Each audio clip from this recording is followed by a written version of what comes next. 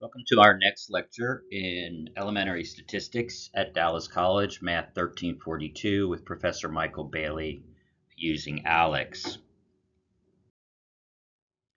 In 7.2, we're going to describe the properties of the student's t-distribution. This is a new kind of relationship to the z-score. Construct confidence intervals for a population mean when we don't know the standard deviation.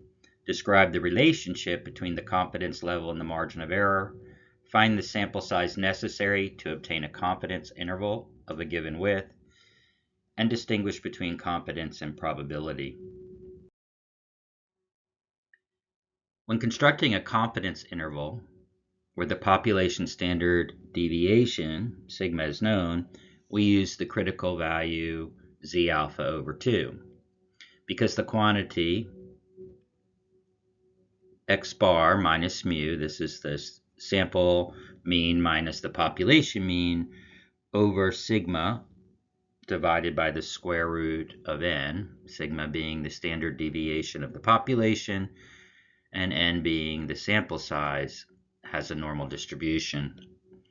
It's rare that we would know the value of sigma while needing to estimate the value of mu. So we don't normally know what the standard deviation of the population is.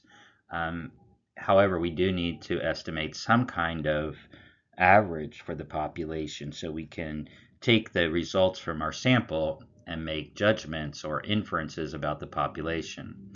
And this is really the most common practice because we don't normally know what the standard deviation is.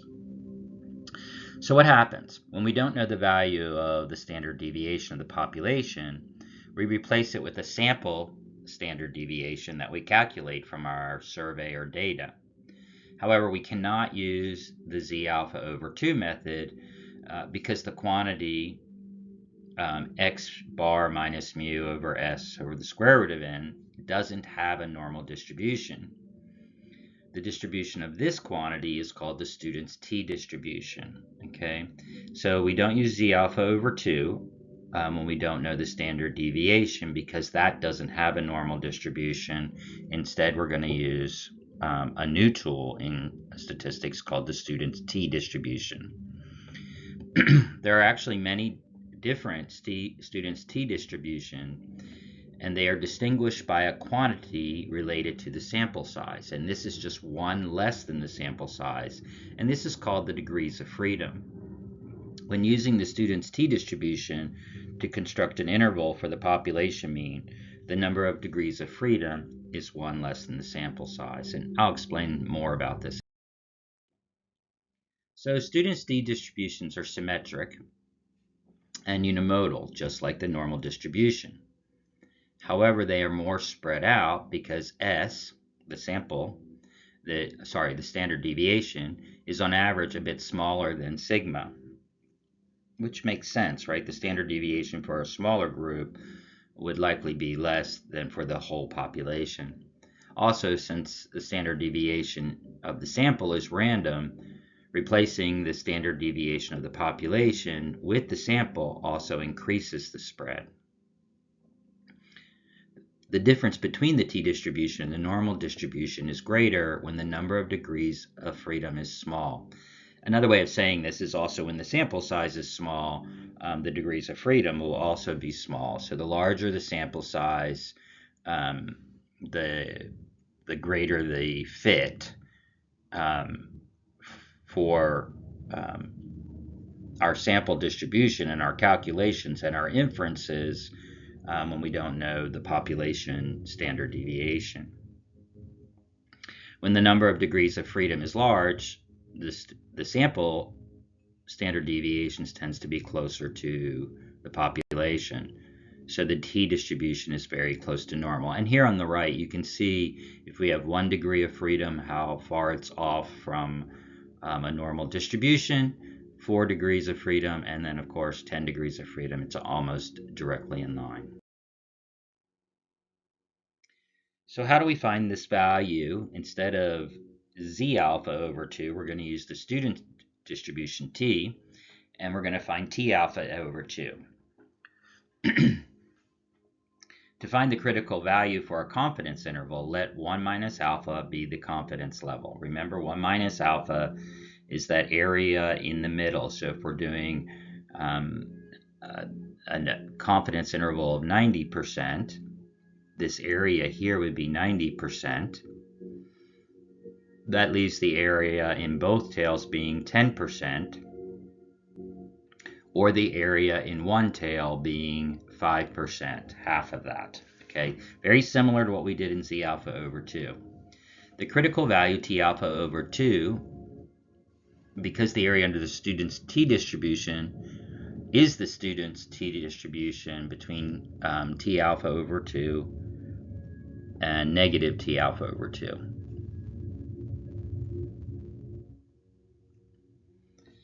So we have a new table here. You can find this in your eCampus shell. You may use this on the test. It's table A3, okay?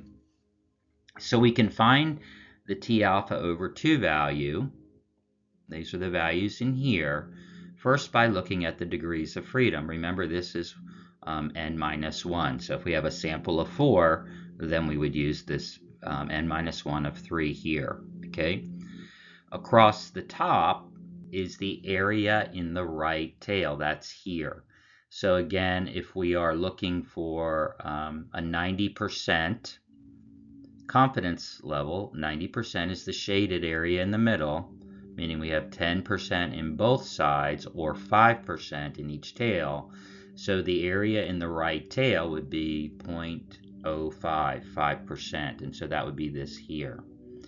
The nice thing about this table is if that gets a little confusing about the T alpha over 2, if you look at the bottom row of your table, you'll see it gives you the confidence levels. Okay, so if I'm looking for a 90% confidence level, the area in that tail, what I'm looking for is 0.05, and then I can just go down from there and match that up. Or I could just say, okay, 90% confidence level, a sample of 4, here is the T alpha, or the critical value.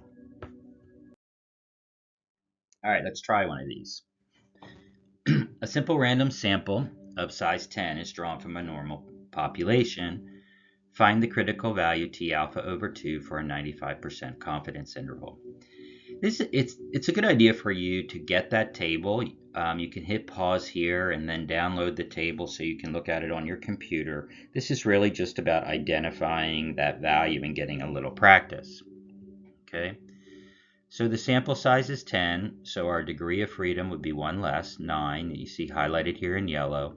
We want a 95%, that means 5% is in each tail, so 2.5% is in each tail. I'm sorry, 5% is in both tails, 2.5% or 0.025 is in each tail, and that would include the right or the left.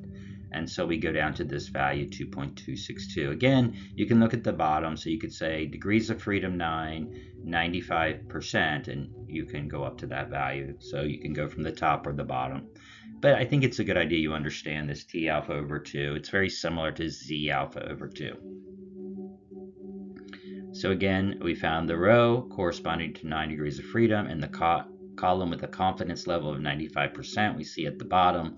Or if we realize that a 95% confidence level had 5% in both tails and 2.5% in each, we could have started from the top at 0.025. And there you can see your value, 2.262. This is the critical value. So sometimes you can see this is only a one-page table. It goes by units of 1 until about, I think, 40 or 50. And then it goes by tens, and then it goes, it just jumps. So if the desired number of degrees of freedoms isn't in the table, so you have some sample size and 1 less is not in that table, what you do is you use the next smallest number, okay? And this, the last line, if the number desired is greater than 200, so you have a sample of 500, you're going to use the Z value found in the last row. Or you could, at that point, because the sample size is so large, you could use table A2. Okay? So if your samples are greater than 200, then your degree of 201, then your degree of freedom is going to be found in that last row. As always, there's a good technology section at the back of 7.2. You should go there to learn how to use your, etc. So here's, this is just practice for the test. I'm sorry, not the test, using that table. So why don't you try finding these, hit pause and come back. And I just have the answers here for you. So you can just check that you can use the table accurately.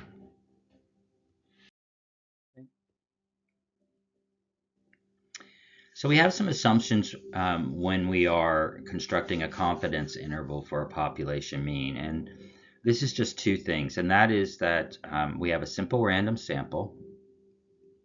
The sample size is large, and all that means is the sample is larger than 30. Or it's possible, there's really three things. If you know that the population distribution is approximately normal, then that works as well. So we have a simple random sample and either a large sample size greater than 30, or, that's a key word, or we know that the population is approximately normal. So what happens when we have a small sample size, less than 30? We must check to determine whether the sample comes from a population that is approximately normal. And the easiest way to do this is to draw a box plot or a dot plot of the sample and look for skewedness or outlier. Okay, so now based upon those assumptions, let's figure out if these different cases, there's 5 different cases. Okay, again, hit pause and just say that we can assume normality or not. Okay, I'm sorry, not assume normality if we can construct a confidence interval. So we have in the first one a size 8, so that is too small, but it's drawn from a population that is approximately normal. Remember, it's sample size or approximately normal population, so we indeed can do this one. A simple random size of 15, again, it is too small. It's less than 30, and the distribution is not normal. So in this case, we cannot do it. It does not pass the assumptions. We have a simple random sample, important, and the sample size is 150. And even though the distribution is not normal, our sample size is large enough, because it's greater than 30, to handle that. A non-random sample is drawn of size 212. The first clue here is a non-random sample. You can never, ever, I'm probably going to say that in the wrong way, but I can't think of an example where a statistician could, in good mind, take a non-random sample. Okay. Sometimes we do samples of convenience. It's not really random, but we try to randomize that as well. But as soon as you have a non-random sample, it throws a lot of questions into your data and any inferences you make. So this is really a downer.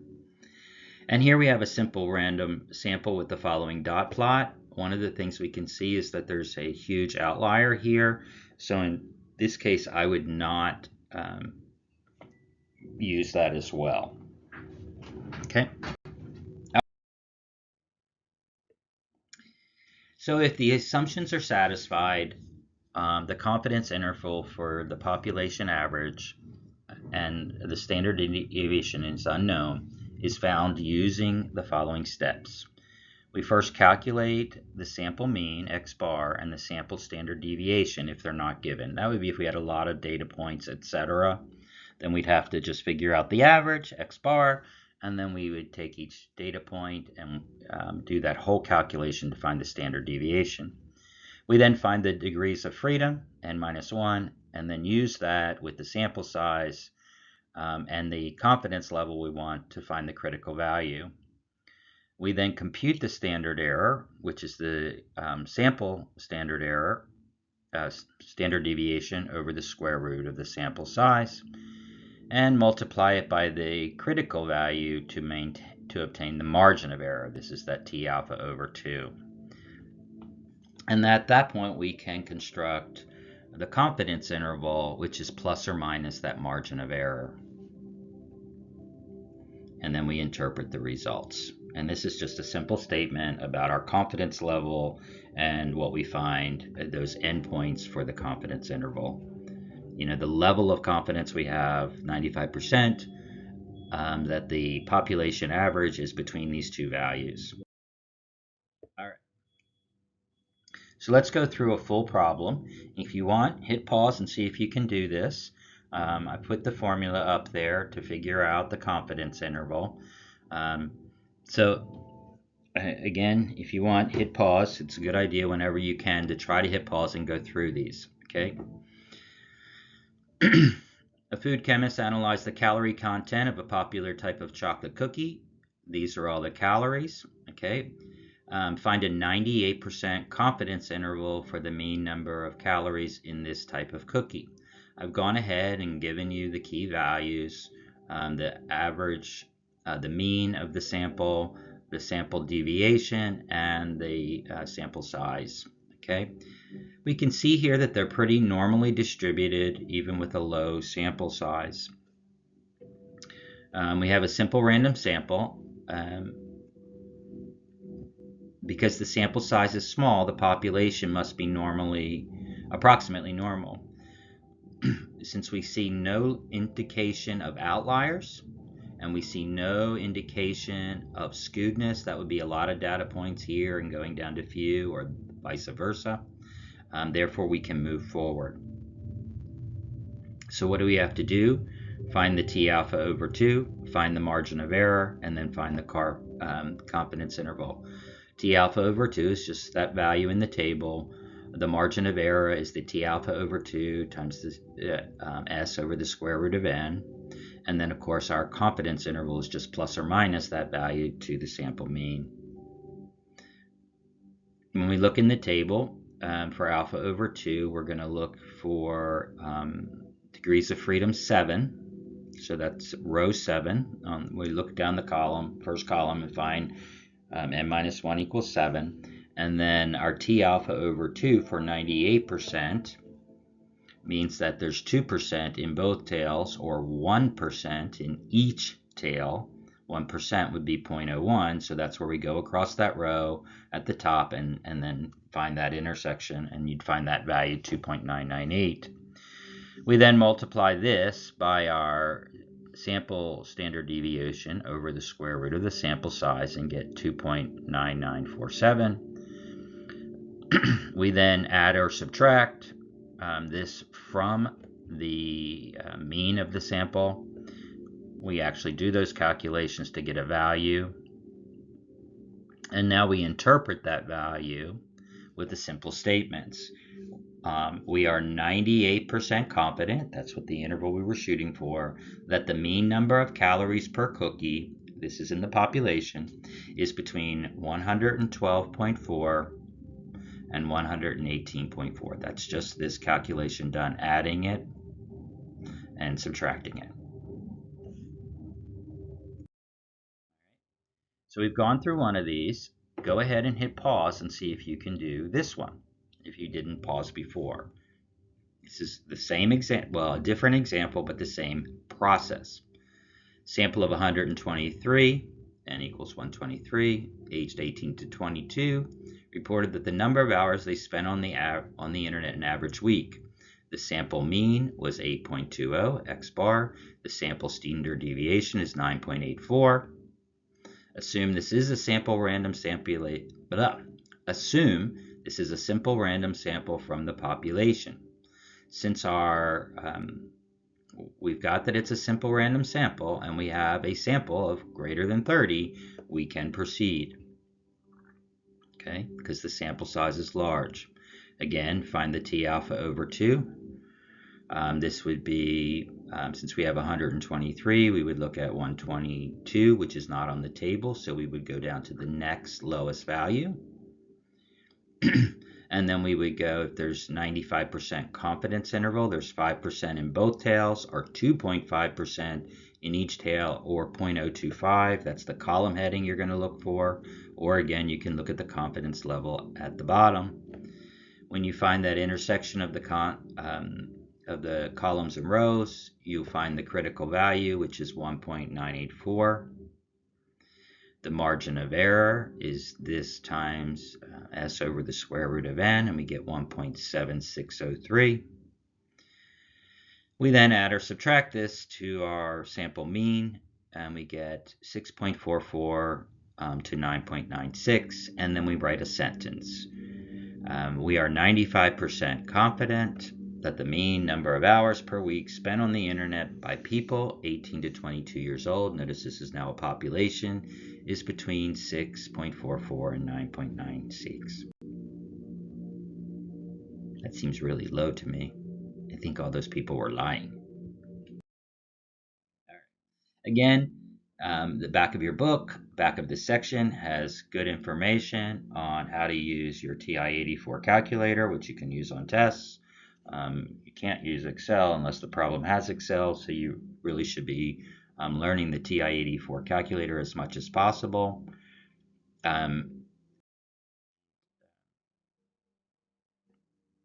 Again, not only do they have step-by-step instructions, they have the same examples that we just did, right? So you can go through and figure out how to do this with your calculator. I've included them in here even though I'm not walking through them, just so you can see how to do this. It's a great thing for you to, I've included the pages here, the step-by-step examples, so you can find them. And so both of those that we just walked through on paper using the you can learn how to use Excel, or you can use your TI-84, which is really what I recommend for the class. Obviously, I recommend Excel for live, because that's where you're going to find most companies are using this. Okay, so you can see there's lots of examples here. Okay, here's another practice problem. A potato chip company wants to evaluate the accuracy of its chip filling machine. Bags are labeled as containing 8 ounces of potato chips. A simple random sample of 12 bags had a mean weight of 8.12 ounces with a sample standard deviation of 0.1. Assume the weights are approximately normal distributed. Well, our sample size is small, but it tells us the weights are normally distributed. So we can go ahead and move forward. And we also have a random sample, which is key. So we can move forward, and then we can construct a 99%. I'm not going to walk through this. I think it's a good idea for you to try this, and then you can see if you get the answers that are here. Okay, there you're getting the margin of error at the end, that the population mean is between 8.03 and 8.21. Again, here's another problem, very similar. I would hit pause, try this problem, and then you can move on.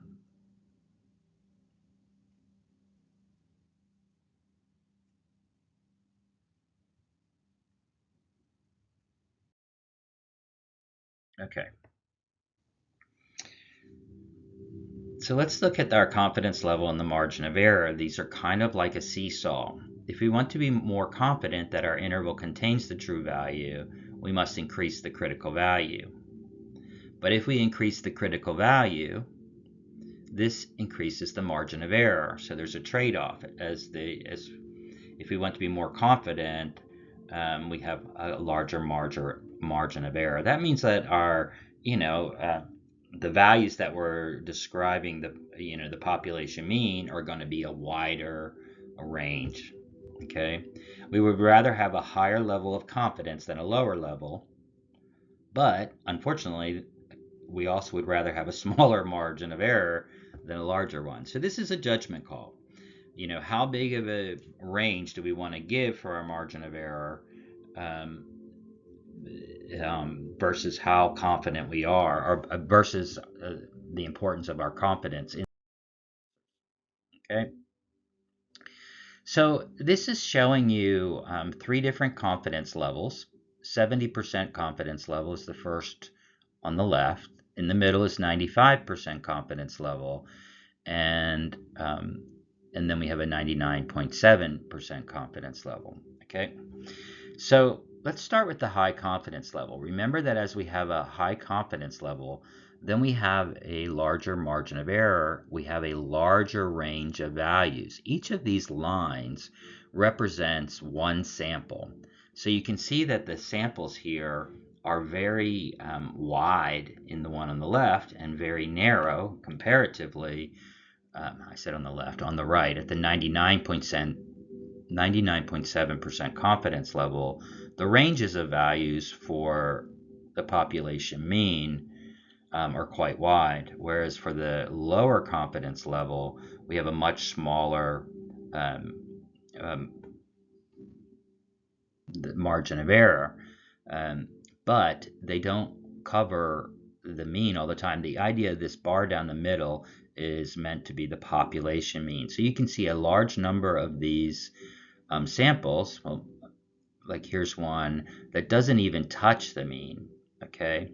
So although the margin of error is smaller at 70% confidence level, they cover the population mean only 70% of the time.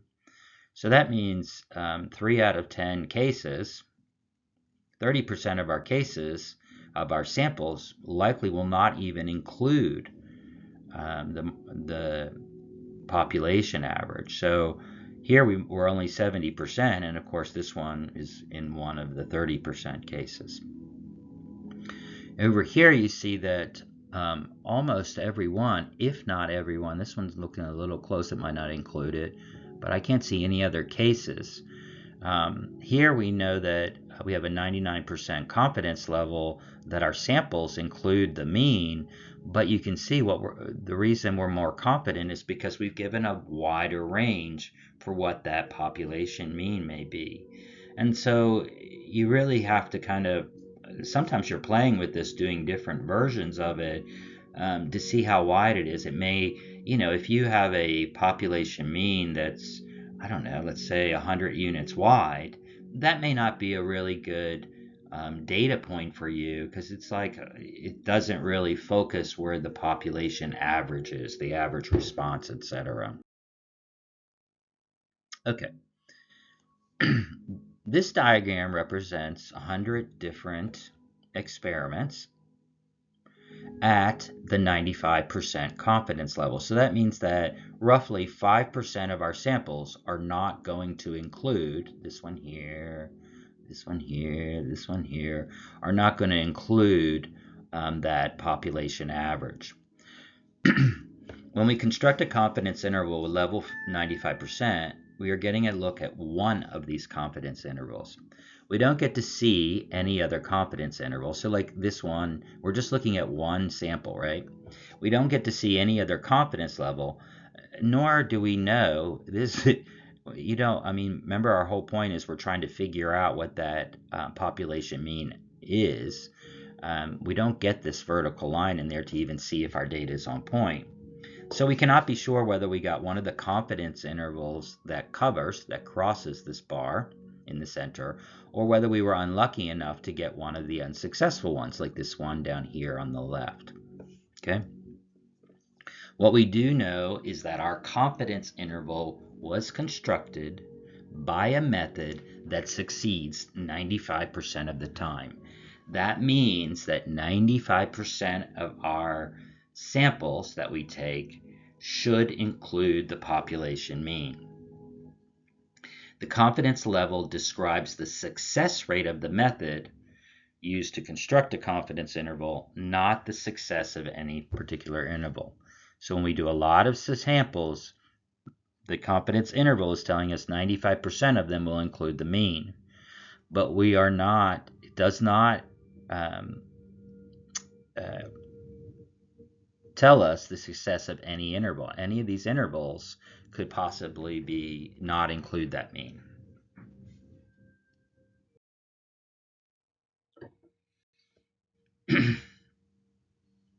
We would rather have a smaller margin of error than a larger one in order for the confidence interval to be more useful. This is what I was saying a minute ago about um, if we have a really high confidence interval, we may have really wide ranges for what we believe the population average is. And so this can be a problem because it may not give us, really accurate information. Like, for example, that hours of student usage. What if we said, oh, we're 98% confident that the average number of hours on the internet per week is between 2 hours and 50 hours? Well, that's a really wide range, and it doesn't really give us some insight into the population.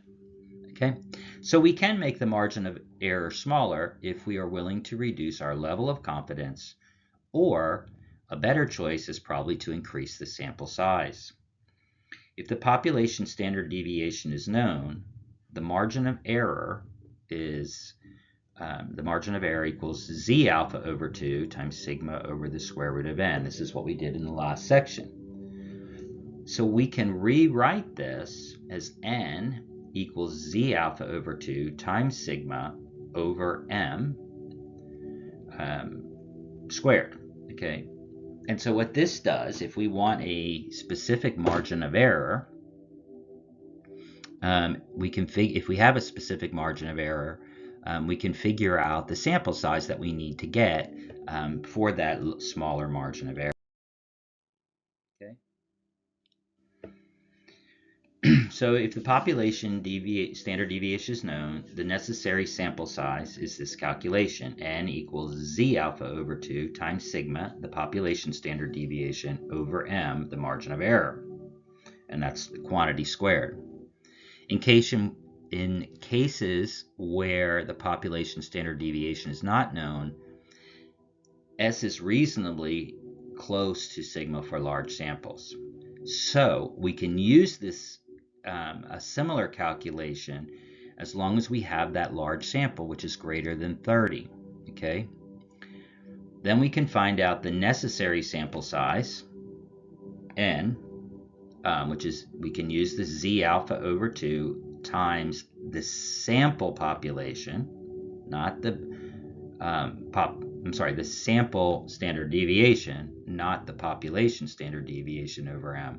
So these are very close, okay?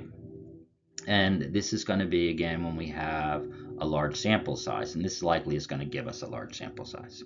Okay, if the value of n is not a whole number, round it up to the nearest whole number. Notice we always round it up. N is the sample size. You can't take half a sample, right? You can't, okay, I interviewed 8.5 people. That doesn't work, right? So n is always a whole number. It's always an integer value that's positive.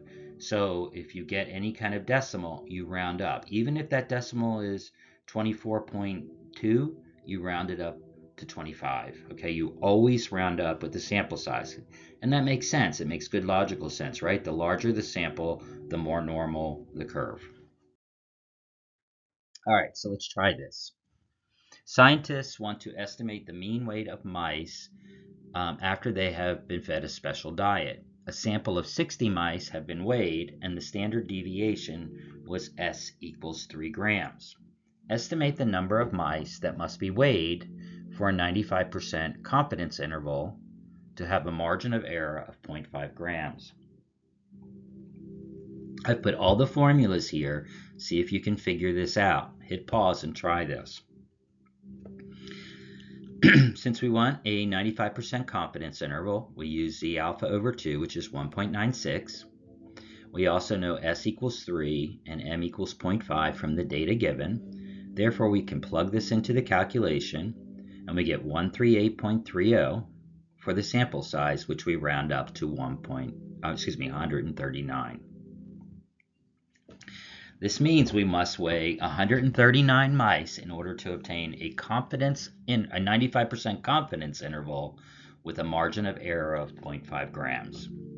Okay, so here we were able to get a high level of confidence and a small margin of error by determining the sample size we were going to use up front.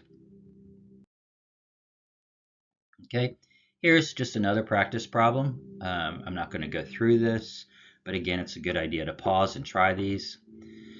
A machine used to fill beverage cans is supposed to put exactly 12 ounces of beverage in each can, but the actual amount varies randomly from can to can. In a sample of 50 cans, the standard deviation of the amount was S equals 0.05 ounces.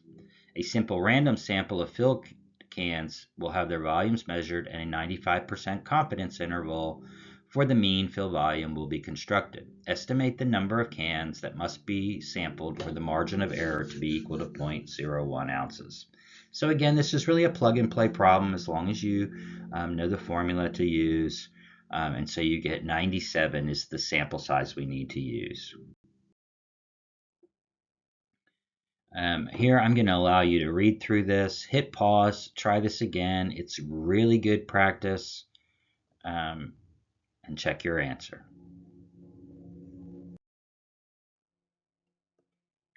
Suppose that a confidence interval for the mean weight of cereal boxes was calculated to be 19.2, be between 19.2 and 20.58. It is tempting to say that the probability is 90% that mu is between 19.92 and 20.58, but this is not accurate because the term probability refers to random events. The numbers 19.92 and 20.58 are fixed. They are not random. The population mean is also fixed, even if we don't know what its value is. So a confidence level is not a probability. There is no randomness involved.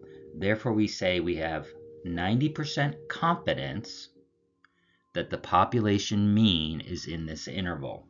That would mean 10% of our samples likely do not include it. However, when we're discussing a method used to construct the interval, the confidence interval, the method will succeed in covering the population mean 90% of the time and fail the other 10% of the time. Therefore, we can use the term probability when describing the method, but not the actual data and the value of the population mean. So we can say a method for constructing a 90% confidence interval has a probability 90% of covering the population mean. So there's a probability that 90% of our samples will cover that mean. But we cannot say that the probability of any one sample is 90%. That's our confidence level, not a probability. It's a fine hair, but again, in statistics, it's very important to be specific and clear. So we've covered all the objectives for this. You can read through this list again. I read it at the beginning of the lecture. And hopefully this helps you with the material and the modules this week.